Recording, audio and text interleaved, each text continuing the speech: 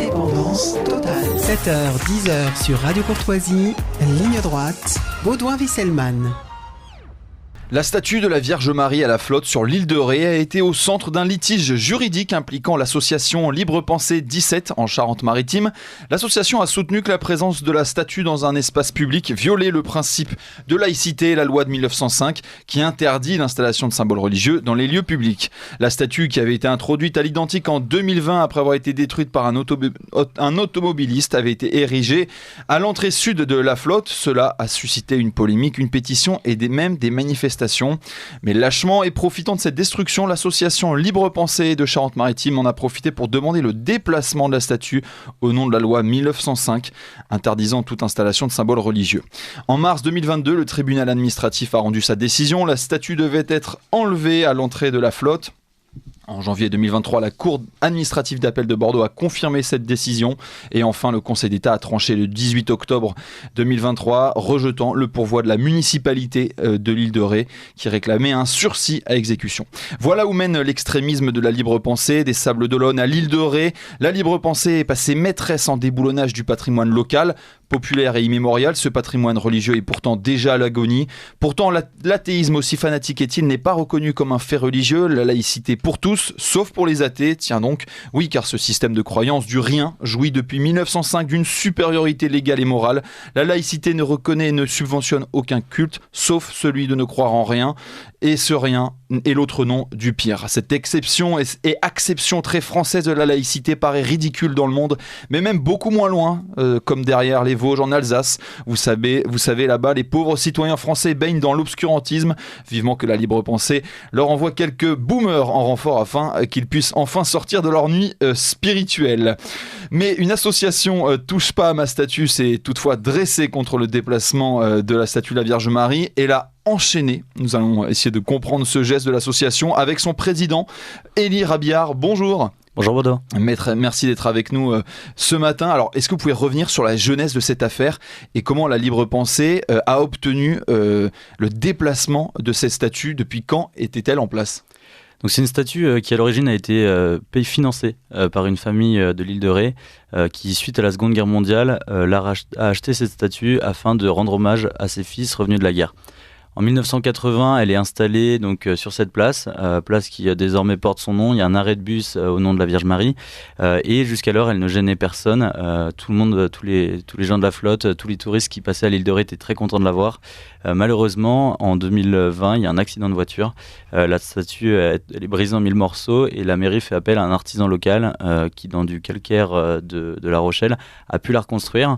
Elle est alors réinstallée et c'est à ce moment-là, juste après sa reconstruction, que la Libre Pensée 17 en profite pour attaquer cette statue et demander la destruction, encore une fois, du patrimoine. Alors, en 1980, quand elle est installée, là, il n'y a pas de procédure qui conteste son installation. Est-ce qu'à ce moment-là, la statue n'enfreignait pas déjà, entre guillemets, la loi de 1905 ? Peut-être qu'elle enfreignait la loi de 1905 à ce moment-là. Ce qui est sûr, c'est que personne ne s'est mobilisé à cette époque, alors que la libre pensée existait déjà, que c'était public. Donc si personne n'a appelé à ce moment-là à la mobilisation, si elle était installée là depuis tout ce temps, on peut considérer qu'elle était légitime. Et surtout, c'est une statue qui a été installée en hommage à des soldats revenus de la guerre. C'est une statue qui est commémorative. Il était inscrit dessus, statue commémorative en l'occurrence. Et donc, c'était avant tout une statue d'hommage et pas cultuelle catholique en tant que telle. Est-ce que la présence de cette statue faisait polémique à l'île de Ré, donc à la flotte, cette commune de l'île de Ré? Est-ce que ça faisait polémique, ça faisait débat? Est-ce que il y avait en germe cette contestation? Du tout. L'île de Ré, c'est une petite île à côté de La Rochelle, avec une population très calme. Il y a énormément de touristes qui s'y rendent. Et nous, c'est vrai que depuis qu'on a médiatisé cette affaire, on reçoit énormément de messages de la part de locaux, de la part de touristes qui y sont passés, qui ont l'habitude de la voir et qui, depuis maintenant 40 ans, passent devant cette statue sans qu'elle gêne personne. Donc partout où il y a eu des communications à ce sujet de notre part ou sur les médias, tout le monde crie au scandale et personne ne soutient le déboulonnage de cette statue, sauf les ayatollahs de la laïcité que sont la libre pensée. Et alors le maire de la commune, pour le coup, a tout fait pour essayer de la maintenir. Oui, comme souvent, ce sont les maires qui sont laissés seuls face à ces associations qui sont très bien organisées. Là, on s'est retrouvé face à un maire qui avait l'habitude d'être tranquille, de ne pas avoir trop de grabuge dans sa commune, et qui se retrouve au cœur d'un scandale politico-médiatique avec quelques laïcards qui passent à l'assaut, et qui, lui, s'est battu vaillamment pour essayer de défendre la statue. Il a malheureusement perdu ses combats, et c'est pour ça qu'on a décidé de l'épauler en nous rendant sur place plusieurs fois, et une dernière fois ce samedi matin. D'accord, alors on va parler de cette action. Vous avez cadenassé la statue. Le maire est arrivé au bout des recours, et où est-ce qu'il va déplacer la statue ? Alors pour le moment, on ne sait pas encore. La mairie a demandé à ce qu'un citoyen se propose pour installer cette statue sur un terrain privé. C'est la solution qui avait été envisagée par exemple au Sables d'Olonne pour Saint-Michel. Ils avaient déplacé la statue de quelques mètres en la laissant sur la même place. Cette fois-ci, malheureusement, la place ne peut pas être revendue. Il faudra donc trouver un terrain privé où elle peut être accueillie, probablement à des centaines de mètres ou des kilomètres. Oui, ce qui s'était passé au Sables d'Olonne, c'est que une statue de Saint-Michel sur la place Saint-Michel avait dû être déplacée suite à une mobilisation juridique de l'association La Libre Pensée, donc en Vendée cette fois, et on se rappelle aussi donc des crèches, de la crèche notamment de l'hôtel de la région à Lyon, qui avait dû être déplacée également sur décision de justice. Alors parlez-nous de cette action. Est-ce que ça ne dégrade pas un peu plus, est-ce que il n'y a pas un risque de dégrader la statue parce que vous l'avez accrochée avec des chaînes? Est-ce que vous pouvez nous décrire cette action, pourquoi vous l'avez menée? Oui, tout à fait. Alors, sous la tempête, samedi matin, alors qu'il y avait de l'eau partout, on s'est rendu sur place avec du ciment, des chaînes et un cadenas. Et on a décidé, en signe de protestation et surtout pour rajouter une petite difficulté à ceux qui voudraient la déplacer, de l'enchaîner, de la cadenasser et de couler ces chaînes dans une dalle en béton qu'on a percée juste devant la statue. En réalité, on a fait très attention à ne pas abîmer la statue. Les chaînes ont été posées avec douceur, le cadenas aussi, et le béton a été coulé devant dans le sol, il n'a pas été coulé sur la dalle, donc il n'y a pas de souci pour la statue, elle est en très bon état, et je crois qu'elle l'est toujours, parce qu'on a reçu ce matin un message nous indiquant qu'elle n'avait pas bougé, que le cadenas et les chaînes étaient toujours là. Quand est-ce que vous l'avez enchaîné, entre guillemets ? Alors on l'a enchaîné ce samedi matin à 7h du matin, on est venu avec une petite équipe et puis on l'a verrouillé sur place. Et tout cela avec la bienveillance du maire, ou le maire n'apprécie pas forcément ce genre de moyens extra-légaux pour maintenir la statue ? Alors le maire, je vais profiter du temps que je vais avoir après l'émission pour l'appeler et le prévenir que la statue pour laquelle il se bat depuis quelques temps est enchaînée. Je pense qu'il est déjà au courant. Non, c'est un maire qui a l'habitude du calme et qui ne voyait pas toujours d'un très bon œil nos actions, parce que lui, ça le mettait au cœur des médias et c'est pas quelque chose qu'il souhaitait. Mais la préservation du patrimoine, la défense de notre culture, je pense, peut valoir d'aller vers des moyens d'action un peu plus radicaux et de se mobiliser plus qu'habituellement pour défendre cette statue. Est-ce que vous avez eu le soutien ou au moins le soutien de la population de l'île de Ré? Alors il y a ce cliché d'une population assez bourgeoise et vacancière, mais est-ce que vous avez quand même réussi à susciter leur soutien et comment se mobilise la population de la flotte notamment, et de l'île de Ré en général? J'imagine que ça touche toute l'île forcément. Oui, tout à fait. Alors il y a ce cliché de touristes, mais c'est pas seulement. Il y a une vraie population sur place de gens enracinés qui habitent sur l'île depuis des générations, qui souvent nous ont témoigné leur soutien, qui pour certains étaient venus lors de notre rassemblement en janvier dernier, où nous avions pu accueillir 500 personnes autour de cette statue, ce qui avait rempli la place. Et pour cette action, on avait pu ramener un Rochelet, quelqu'un qui habite de l'autre côté de l'île. Donc on avait des locaux qui étaient sur place avec nous pour ça.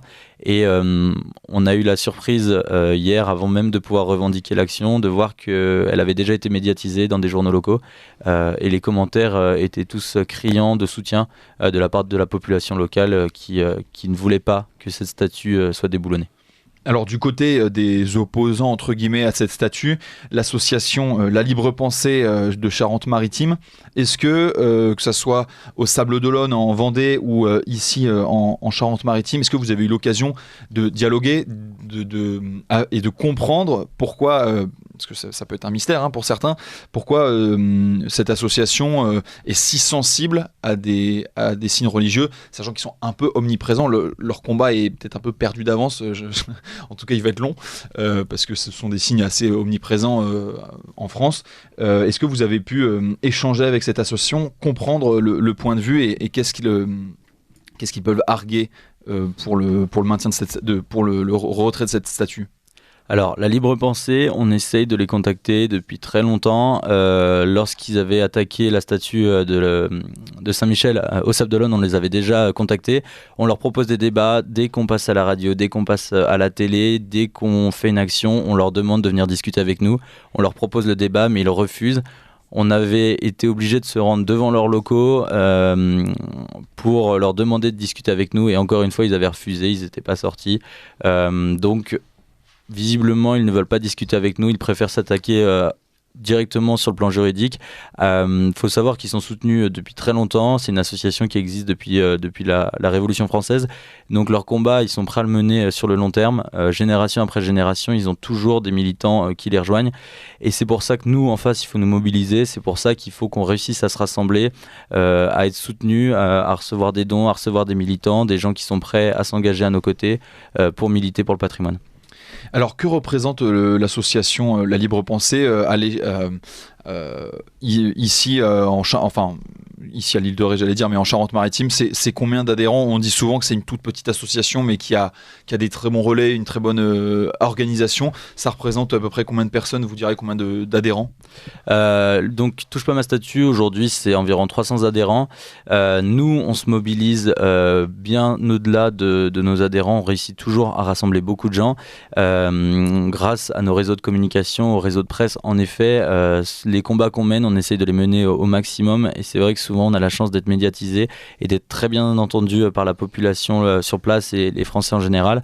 Donc, on a 300 adhérents, quelques donateurs, mais on réussit à se mobiliser, on réussit à agir et on compte sur vous à l'avenir pour continuer à nous aider. Et c'est un peu un appel aux maires en France qui seraient confrontés à des situations comme ça, parce que vous proposez une aide juridique pour des maires qui auraient face à eux un litige dans ce genre ou bien un patrimoine qui serait menacé. Tout à fait. Touche pas à ma statue, à l'origine, on s'est créé pour dénoncer en tant que lanceur d'alerte. Aujourd'hui, on a une équipe de juristes, on a une équipe qui est prête à faire de la rénovation. Donc si vous êtes en difficulté sur le plan juridique au niveau d'une statue qui pourrait être menacée par des militants laïcards ou une statue qui est dégradée, que ce soit par le temps ou par des militants d'extrême gauche ou autres qui pourraient l'avoir peinte, fracassée, on est disponible. N'hésitez pas à nous contacter sur notre site internet pour qu'on vous vienne en aide. Vous intervenez souvent sur des cas de statues qui ont été dégradées volontairement pour des motifs politiques? Oui, toujours, quasiment toujours. Aujourd'hui, les statues sont très souvent attaquées à travers toute la France et au sein d'églises, lors de dégradation? Au sein d'églises, à Saint-François-Xavier à Paris, il y a un migrant qui avait explosé plusieurs statues et le lendemain de sa libération, il en réexplosé dans la même église. Donc c'est vrai qu'à travers toute la France, il y a des statues qui sont dégradées par tout type de profil, vraiment. C'est pas seulement des étrangers, c'est pas seulement des marginaux, c'est vraiment à travers toute la France, tout type de population. Et c'est un vrai fléau aujourd'hui, des statues qui sont repeintes. Et la woke culture n'aide pas. On voit aux États-Unis, il y a des gros problèmes à ce niveau-là, des statues qui sont constamment attaquées, et en France, ça commence à être la même chose. Donc il faut vraiment se mobiliser, rejoignez-nous pour combattre ces gens qui s'attaquent à notre patrimoine. Et est-ce que ce combat, notamment de la libre pensée, quelle est la vision de ces gens sur les innombrables croix, calvaires et autres madones qui marquent le paysage français? Est-ce qu'il y a la volonté d'en cacher, d'en déplacer le plus possible de la part de ces gens? En fait, ce sont des gens qui, sous couvert de la loi, essayent de s'attaquer à ce qu'est la France. ils essayent partout où ils le peuvent de s'attaquer aux statues, aux édifices religieux. Dès qu'ils voient qu'il y a une petite fenêtre de tir, ils y vont. Aujourd'hui, la majorité du patrimoine est protégée par la loi parce qu'il était installé avant 1905 ou autre, mais il y a énormément de statues où les maires n'ont pas forcément toujours fait attention, ou alors qui ont été installées après ou pour des motifs un peu différents, et qui se retrouvent à être attaqués par cette association qui est très bien rodée. Et c'est pour ça, nous, qu'on souhaite se mobiliser et qu'on souhaite continuer à aider les mairies, parce que ces gens-là veulent en effet notre mort et la destruction de notre culture. Et quelle est la part de ces attaques contre des statues, contre le patrimoine religieux, qui est considérée comme une attaque christianophobe? Est-ce que la police, les enquêtes permettent de déterminer des motivations christianophobes dans ces attaques, et dans quelle proportion? En réalité, personne n'en a rien à faire des attaques christianophobes. C'est triste de le dire, mais aujourd'hui, les églises sont les édifices religieux les plus attaqués, et on n'en entend jamais parler. Aujourd'hui, l'actualité, elle est tournée autour de toutes les autres religions, et on est parfaitement dans le thème en ce moment. Donc malheureusement, les gens s'en foutent. Tant qu'il n'y a pas d'agression physique, c'est pas important. Et même il y a quelques années ou mois, il y avait un prêtre qui avait été insulté, on lui avait craché dessus, frappé, et personne n'en avait parlé. Donc ces gens-là s'attaquent sur le plan juridique. Donc de toute façon, ils n'auront jamais de problème à se faire. Merci beaucoup Elie Rabillard d'avoir été avec nous ce matin. Vous êtes président de l'association Touche pas à ma statue.